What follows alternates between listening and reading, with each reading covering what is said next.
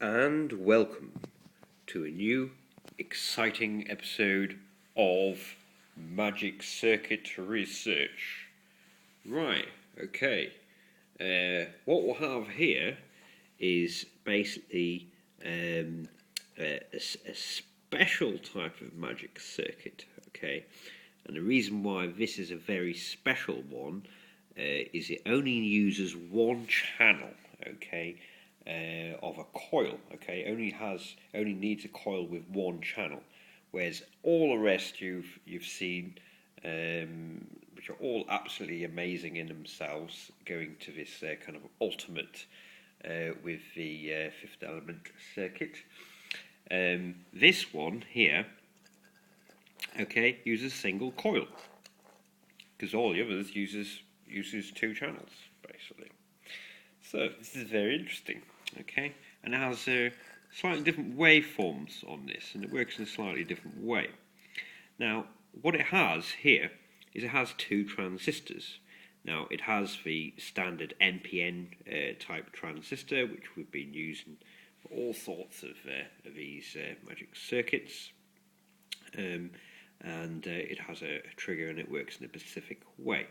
And what we'll have here is what you call a PNP transistor, which kind of works in the opposite way to a NPN.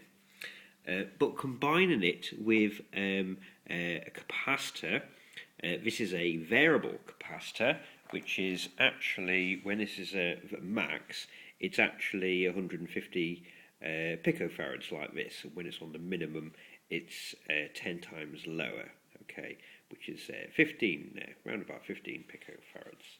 So we can vary the capacitance on this, okay, very well. And also, we have, instead of one of the, the normal sort of size big pots, like these ones here, we have a micro pot, okay. So this is a 1 meg ohm micro pot, and we can actually remove this kind of handle when we've set it to a right place or whatever, or keep it on, okay. And with this one, we can stick literally any type of coil on here. Okay, obviously there's more efficient ones, and we can alter frequencies and stuff like that, but it's just literally one wind, okay, and that's it, okay, and it's just very grand, okay, and this is on a very compact little kind of board, as you see here, and here we have actually a little mini micro switch where we can turn it on and off, okay, which is very neat. And obviously we could, if we actually, printed some, photo etched some proper boards designed on the computer, all this gubbins could even be even more compact. Okay, and this could be an actual fixed capacitor. Anyway, this is very good. Okay, so let's get some juice in there. Okay, now we're going to use one of these solar charge generators. So we're just going to plug that in to positive and negative. I'm going to have to put you down for 2 seconds. There we go. That's the negative. Because we don't want to short wires, obviously. We have to properly put you down there so you can be in the dark. Because we don't like shorting any kind of batteries or wires. There we go. In we go. Okay. Great stuff. Right. So let's test out this little beastie. Okay, so we're just going to switch that on to a basic setting, and there we go, we're on. And by adjusting the stuff down, we can go to different resonant frequencies. Okay, like so. There we are, until we can hit some really big fat ones, and it's absolutely grand. Okay.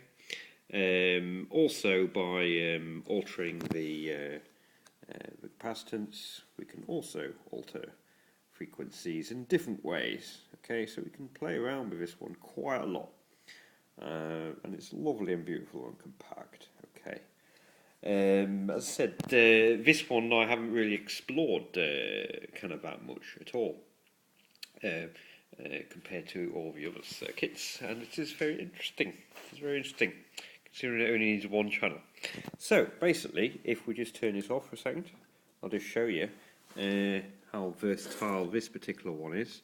We're just going to stick a new coil on there. So we're going to stick a vortex coil on there. Okay, just one channel of a vortex coil on here, which will be interesting. So we'll do that now. So here we go. Off we go. And we get this in like so. I know you're in a dark mode, but you know these things happen when you've only got like this situation. Okay, so now we have stuck just one side of a vortex coil into here, and we're going to switch this on.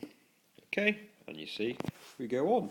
Okay, which is great. Let's get some more different resonant frequencies. There we go. Ooh. See, and the resonant frequencies do actually change depending on the type of coil we kind of stick on. Okay, we can alter.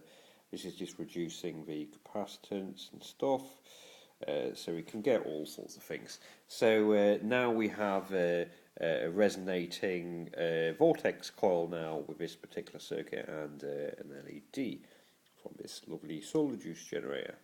So it's very nice, and basically we could, if we took that LED off and had another coil, we could do kind of wireless stuff as well, and it's hardly using any power at all, which is absolutely brilliant. Okay, so let's go to another one, another duplicate, which is the original one I made, which is all kind of rigged up on the oscilloscope now. Right, so we'll just put that one to one side. Here we go. Okay. So this is the first prototype of this particular duo transistor, PNP and NPN transistor, and on this one we have a 120 winds, okay, coil, which has two sides, two channels normally, but what I've done is I've joined the two ends up, so basically it's 240 winds, so it's like one channel, just plain one channel on here, just like this one. Obviously with a lot more winds in a smaller package, and this it all works great, but it does alter the resonant frequencies and stuff and the different sweet spots. Okay, but it's very easy to play around with.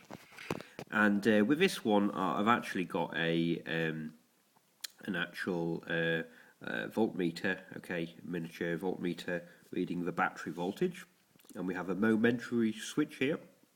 So when we press that down, we can read the battery voltage.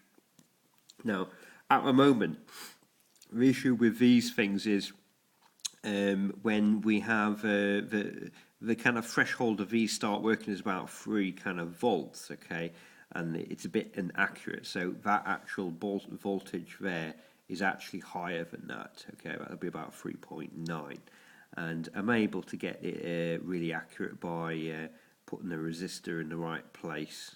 And stuff for this, but it works much better on the higher voltage if this was a 2-cell. But I thought of another way of reading what the how full the battery is and stuff is by having say 2 or 3 very small tiny little LEDs, different coloured LEDs. Which basically you press the momentary switch, because obviously we're using power in those LEDs, okay, which is far more than what this circuit runs on, because as I said, this is a magic circuit.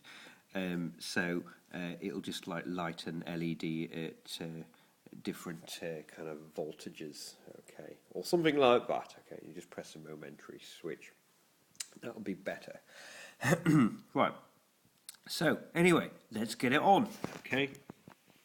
So switch it on. There we are, base level. There we go. And on the screen, okay, we can see we have a frequency of about 22.4 kilohertz. Okay. And it's a kind of nice kind of square wave on this one. And this one is very interesting. The actual amperage is in these very small little peaks from positive and negative, but in very fine peaks. If we kind of zoom in on that, you can see see okay.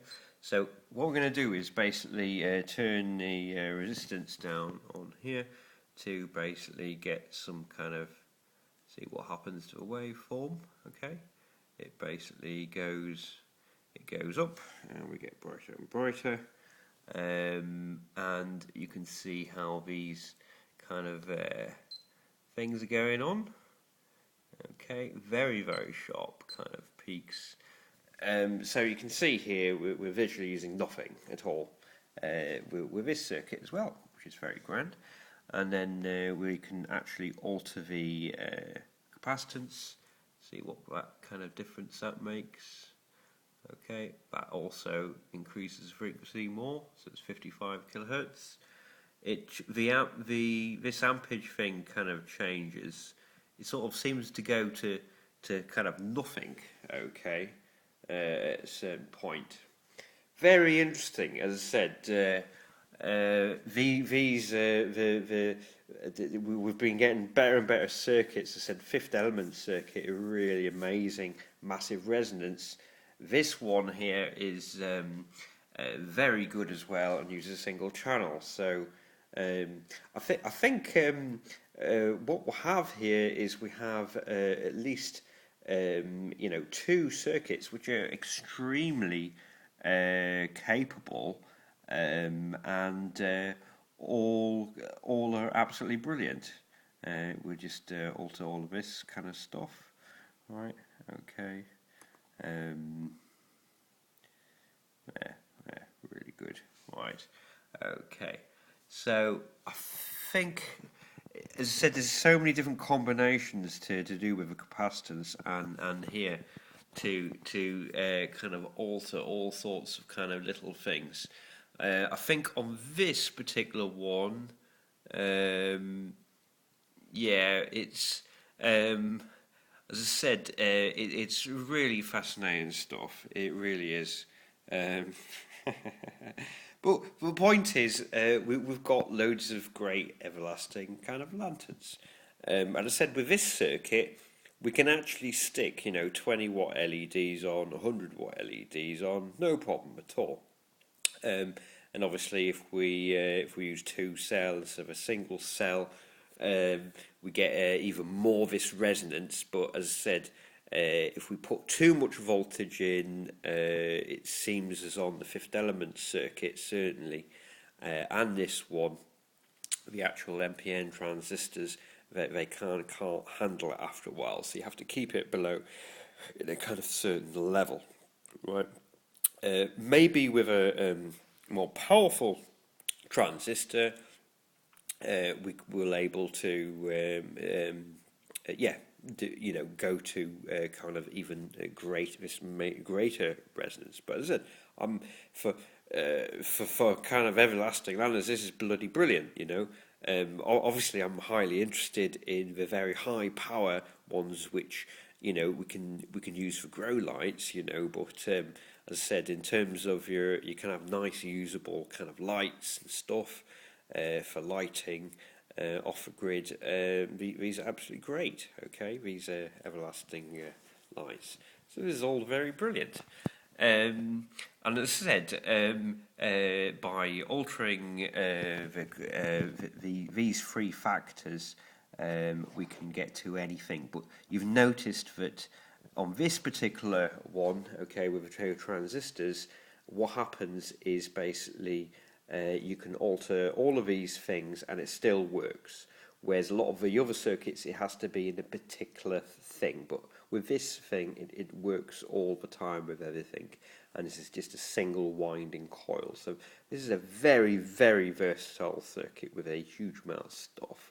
But obviously the fifth element one is absolutely spectacular.